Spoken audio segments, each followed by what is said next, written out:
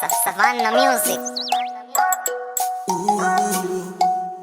I wanted us to be so close, but what you did, boy, was so unforgettable.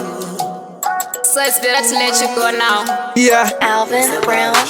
mapatani unoda munhu akaita sei, munhu ndakachinja patakatanga kudanana pa same day. Wow. Ndikatizve mamwe madiresi handichaita wani baby, asi apangotiona takamira wakuti rudo rwapera. Tell me what you think you are. How do you feel? Mapatani See me with another boy if you love me. How do you feel? ndongogamuchira kana pasina iri kutambika. What do you think?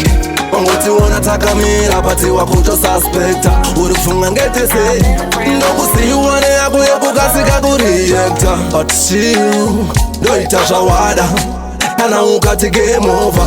But wani tanga tichitotaura zvekumba kwavo kwalairozha. Usandione kunge munhu akajara kwake izi ndiri soba. Usati uri soba Zvekutambiswa risina mweya aindaneta. zvawada konei wafunga zvisina basa gale, asi uri kufunga zvaunoita ndo zvandoita no the same. Konei wafunga zvisina basa gale, asi uri kufunga zvaunoita ndo zvandoita zvisi same. Handikuudzire zvekuita, wafunga kutsveta kana wafunga kuchita. Levo rerudo wanitanga tatoseta, neyako yekugayira wakugaya kutsveta. Usatamba nema-feelings angu, usatamba nemoyo wangu, asi kana wati mosha yangu ndisiye zvangu nelife yangu. Yeah.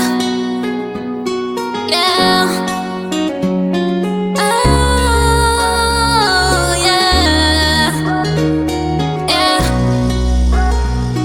yeah. Alvin Brown. Unoda munhu akaita sei, munhu ndakachinja patakatanga kudanana pa same day.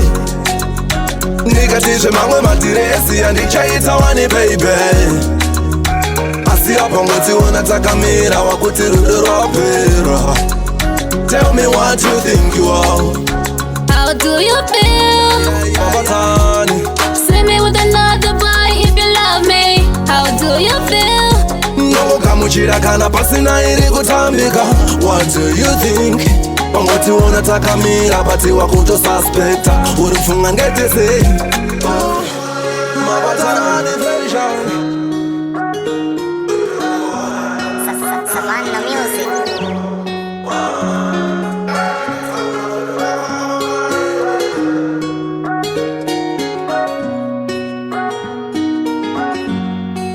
Alvin Brown Beats.